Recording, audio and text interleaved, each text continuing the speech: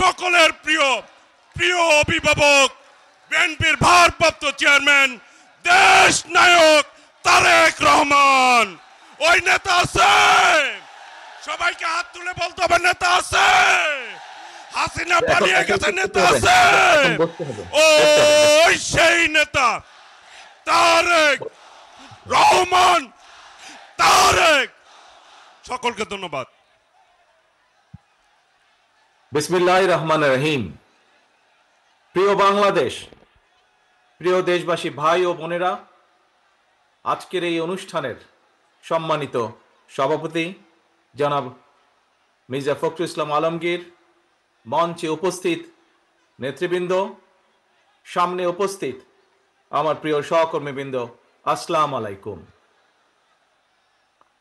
বাংলাদেশের বীর ছাত্র জনতা, নারী শিশু, কৃষক শ্রমিক, সকল শ্রেণী পেশার মানুষ, সর্বস্তরের জনগণ বিশ্বকে দেখিয়ে দিয়েছে বাংলাদেশের জনগণ বন্দুকের সামনে বুক পেতে দিতে রাজি, তবুও তারা স্বৈর শাসনকে মেনে নিতে রাজি নয়। বাংলাদেশের সবচেয়ে জনপ্রিয় গণতান্ত্রিক রাজনৈতিক দল বিএনপির পক্ষ থেকে বাংলাদেশের গণতন্ত্রকামী বীর জনগণকে জানাই আন্তর্জাতিক গণতন্ত্র দিবসের সংগ্রামী শুভেচ্ছা। প্রিয় ভাই বোনেরা, গণতন্ত্র প্রতিষ্ঠার সংগ্রামে শহীদে মৃত্যুবরণ করেছেন যারা, আহত হয়েছেন যারা, হাত পা চোখ হারিয়ে চিরতরে পঙ্গুত্ব বরণ করেছেন, দেশের গণতান্ত্রিকামী জনগণ আজীবন তাদের এই আত্মত্যাগ এবং অবদান শ্রদ্ধার সঙ্গে স্মরণ করবেন। হতাহতদের প্রতিটি পরিবারের প্রতি অবশ্যই রাষ্ট্র তার যথাযথ দায়িত্ব পালন করবে বলে আমরা বিশ্বাস করি। লাখো শহীদের বিনিময়ে অর্জিত স্বাধীন গণতান্ত্রিক বাংলাদেশের রাষ্ট্র, রাজনীতি, শাসন প্রশাসন হওয়ার কথা ছিল government of the people, by the people, for the people. অথচ গত 15 বছর বাংলাদেশে মাফিয়া শাসন চালু করা হয়েছিল। দেশে বিদেশে পলাতক স্বৈরাচার বিনা ভোটের সেই সরকারের পরিচয় হয়ে উঠেছিল government of the mafia, by the mafia, for the mafia. প্রিয় দেশবাসী, এই মাফিয়া চক্র দেশকে সর্বক্ষেত্রে ভঙ্গুর করে দিয়েছিল।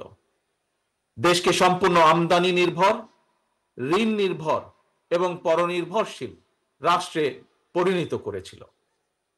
মাফিয়া চক্র দেশের ব্যাংকগুলোকে পর্যন্ত দেউলিয়া করে দিয়েছিল। গত 1.5 দশকে দেশ থেকে প্রায় 17 লক্ষ কোটি টাকারও বেশি পাচার হয়ে করে দিয়েছে এরা। 5ই আগস্টের পতিত স্বৈরাচারের বেপরোয়া দুর্নীতি আর লুটপাটের কারণে বাংলাদেশের বৈদেশিক ঋণ বর্তমানে $100 বিলিয়ন বেশি ছাড়িয়েছে। বাংলাদেশে আজ যে শিশুটি জন্ম নিয়েছে কোনো কারণ ছাড়াই, সেই নিষ্পাপ শিশুটিরও মাথাপিছু ঋণ কমপক্ষে 1.5 লক্ষ টাকা। প্রিয় ভাই বোনেরা, মাফিয়া চক্র দেশকে শুধু অর্থনৈতিকভাবেই ভঙ্গুর করে দেয়নি, দেশের আর্থ সামাজিক সাংস্কৃতিক এবং রাজনৈতিক রীতিনীতিকেও ধ্বংস করে দিয়েছে।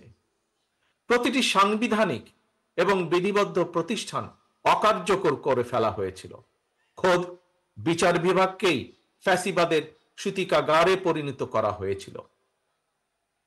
একটি রাষ্ট্র কতটা সভ্য এবং গণতান্ত্রিক সেটি দেশের আইন শৃঙ্খলা বাহিনীর আচরণে স্পষ্ট হয়ে ওঠে।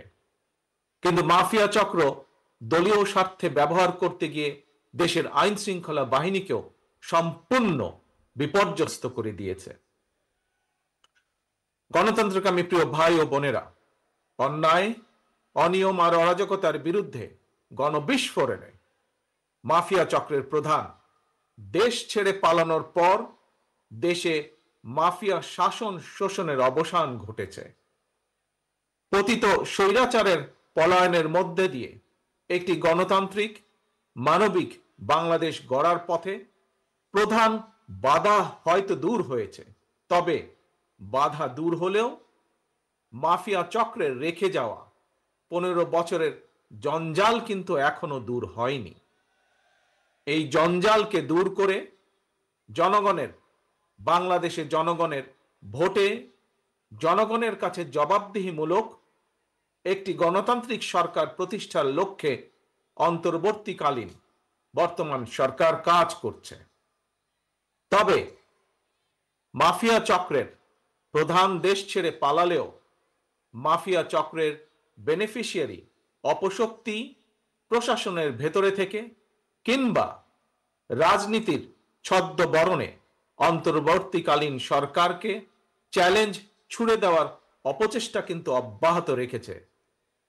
প্রিয় দেশবাসী, ভাই ও বোনেরা, বর্তমান অন্তর্বর্তীকালীন সরকার হাজারো শহীদের রক্তের বিনিময় লক্ষ কোটি জনতার গণ অভ্যুত্থানের ফসল।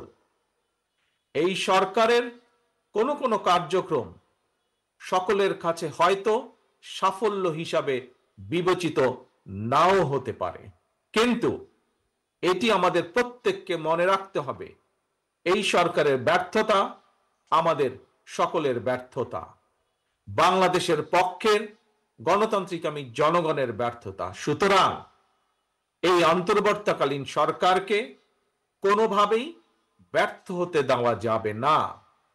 দেশে বিদেশে থেকে নানা রকমের উস্কানিতেও জনগণ অন্তর্বর্তীকালীন সরকারকে ব্যর্থ হতে দেবে না।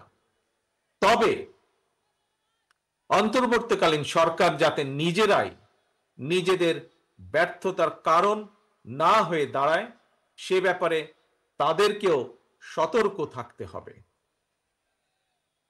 বাংলাদেশ কিংবা যে কোনো দেশেই গণ অভ্যুত্থানের মাধ্যমে গঠিত সরকার অবশ্যই জনগণের সরকার। তাই জনগণ অন্তর্বর্তীকালীন সরকারের প্রতি সহযোগিতা অব্যাহত রেখেছে, রাখবে। তবে কোনো এক পর্যায়ে অন্তর্বর্তীকালীন সরকারের জবাবদিহিতাও কিন্তু নির্বাচিত সংসদের মাধ্যমেই নিশ্চিত করা হয়।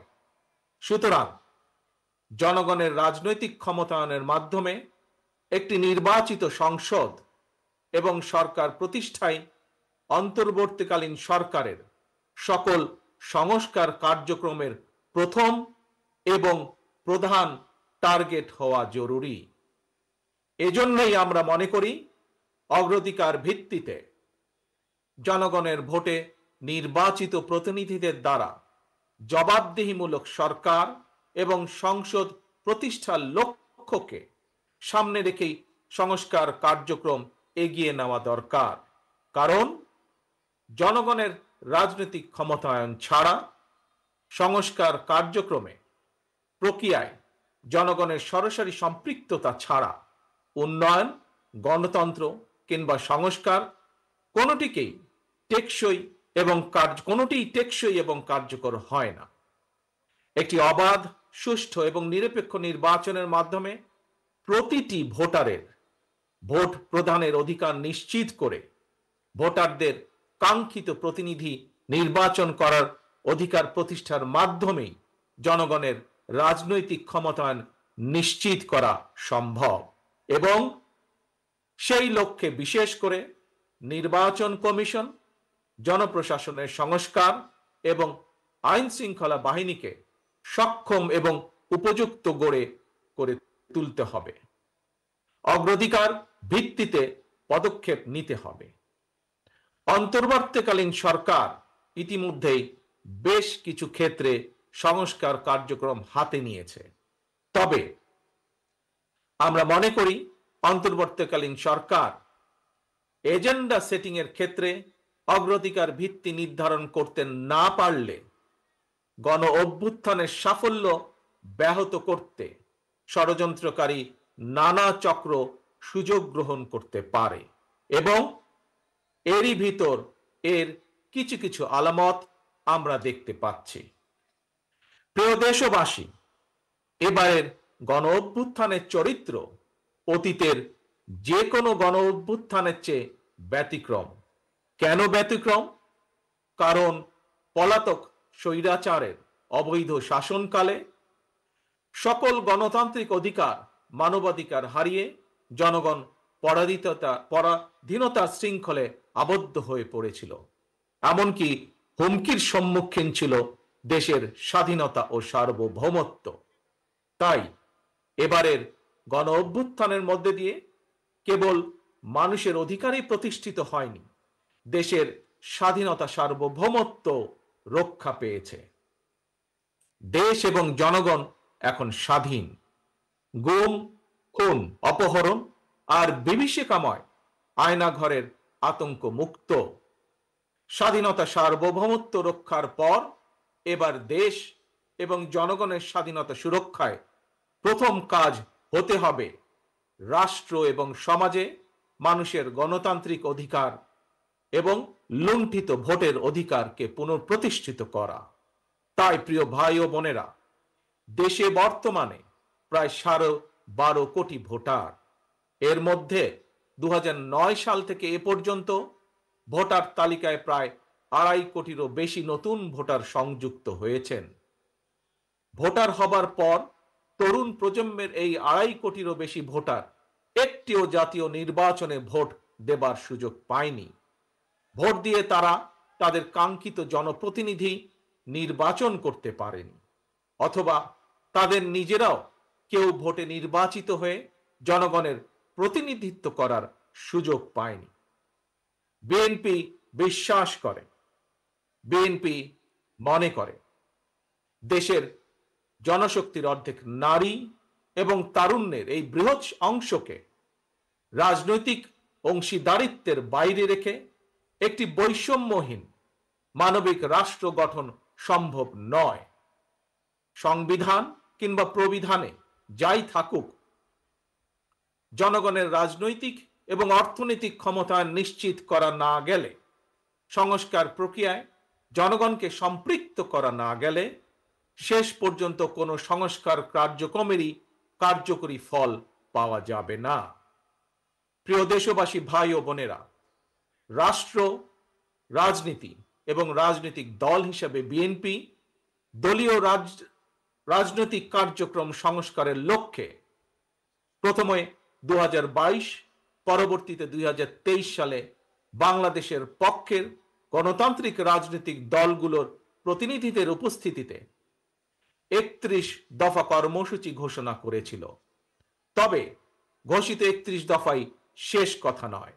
বিএনপি মনে করে রাষ্ট্র কিংবা রাজনীতি সকল ক্ষেত্রেই সংস্কার কার্যক্রম একটি ধারাবাহিক এবং চলমান প্রক্রিয়া। সুতরাং রাষ্ট্র এবং রাজনীতি সংস্কারে বিএনপি ঘোষিত 31 দফা সংস্কার কর্মসূচির আরো প্রয়োজনীয় পরিবর্তন পরিমার্জনকেও বিএনপি স্বাগত জানায়। এমনকি কেউ যদি মনে করেন একটি উন্নত এবং নিরাপদ বাংলাদেশের জন্য আরো নতুন রাজনৈতিক দলের প্রয়োজন রয়েছে, তাতেও দোষের কিছু নেই। কারণ শেষ পর্যন্ত জনগণই চূড়ান্ত সিদ্ধান্ত নেবে। জনগণ কাকে সমর্থন জানাবে কিংবা কাকে সমর্থন দেবে না, এটি তাদেরই চূড়ান্ত বিষয়। এ কারণেই বিএনপি বরাবর জনগণের ভোটের অধিকারের উপর জোর দিয়েছে। বিএনপি মনে করে একমাত্র অবাধ, সুষ্ঠু নির্বাচনের মাধ্যমেই রাষ্ট্র, রাজনীতি এবং রাজনৈতিক বন্দোবস্তের সঙ্গে জনগণের প্রত্যক্ষ অংশদারিত্ব তৈরি হয়। গণতান্ত্রিক আমি প্রিয় ভাই ও বোনেরা, গণ অভ্যুত্থান কিংবা সংস্কার কার্যক্রম নিয়ে রাজনীতির মাঠে নানা রকম কথা হচ্ছে। গণতান্ত্রিক রাজনীতিতে এটি একটি স্বাভাবিক এবং গ্রহণযোগ্য রীতি। প্রত্যেকেই তাদের নিজ নিজ দৃষ্টিভঙ্গি প্রকাশ করবেন, এটিই স্বাভাবিক। এই নিয়ে বিচলিত হওয়ার কোনোই কিছু নেই। একজন রাজনৈতিক কর্মী হিসাবে আমি বিশ্বাস করি, ফৌজদারি অপরাধের বিচার যেমন বিচারিক আদালতে হয়, ঠিক তেমনি রাজনৈতিক কর্মকাণ্ড কিংবা রাজনৈতিক আচরণের বিচার হয় জনগণের আদালতে। আমি আগেও বলেছি, আজ আবারও আপনাদের সামনে বলতে চাই, ক্ষমতার পরিবর্তন মানে শুধু রাষ্ট্র ক্ষমতার হাত বদল নয়। ক্ষমতার পরিবর্তন মানে রাষ্ট্র এবং রাজনীতির গুণগত পরিবর্তন। তাই প্রতিটি রাজনৈতিক নেতাকর্মীর মনে রাখা প্রয়োজন, রাজনীতির গুণ পরিবর্তনের জন্য রাজনৈতিক দলের নেতাকর্মীদের আচার আচরণেও গুণগত পরিবর্তন জরুরি। সুতরাং আমার আহ্বান, কোনো প্রলোভন কিংবা উস্কানিতে বিভ্রান্ত না হয়ে জ্ঞানভিত্তিক রাষ্ট্র এবং সমাজের নেতৃত্ব দানের জন্য নিজেদেরকে প্রস্তুত করুন। গণতান্ত্রিক আমি প্রিয় ভাই ও বোনেরা, হাজারো শহীদের রক্ত স্নাত এই রাজপথে আজ আপনাদের এই স্বতঃস্ফূর্ত উপস্থিতির অর্থ জনগণের কাঙ্ক্ষিত বৈষম্যহীন বাংলাদেশ গড়ার এই যাত্রা পথে বাংলাদেশের পক্ষের শক্তিকে আরো কিছু পথ পাড়ি দিতে হবে। তবে সেই পথ অবশ্যই নয় সন্ত্রাস, সংঘর্ষ, প্রতিশোধ কিংবা প্রতিহিংসা, বরং সেই পথ হবে ধৈর্য, সহনশীলতা এবং সমঝোতা। প্রিয় ভাই বোনেরা, সবশেষে বলতে চাই, সংস্কার কার্যক্রমের পথ ধরে নির্বাচনী রোড ম্যাপে উঠবে আমাদের প্রিয় বাংলাদেশ। সুতরাং আসুন আমরা সবাই কাজের মাধ্যমে জনগণের বিশ্বাস, জনগণের ভালোবাসা অর্জন করি, জনগণকে সঙ্গে রাখি, জনগণের সঙ্গে থাকি। আল্লাহ হাফেজ। বাংলাদেশ জিন্দাবাদ। বাংলাদেশ জাতীয়তাবাদী দল জিন্দাবাদ। ধন্যবাদ মাননীয় প্রধান অতিথি। সভাপতির অনুমতি ক্রমে আজকের সভা এখানেই সমাপ্তি ঘোষণা করছি। ওই নেত্রী আছে? সবাইকে হাত তুলে বলতে হবে নেত্রী আছে, জোরে করে বলতে হবে নেত্রী আছে। ও সেই নেত্রী খালেদা জিয়া, খালেদা জিয়া, খালেদা স্বাধীনতার ঘোষক জিয়া।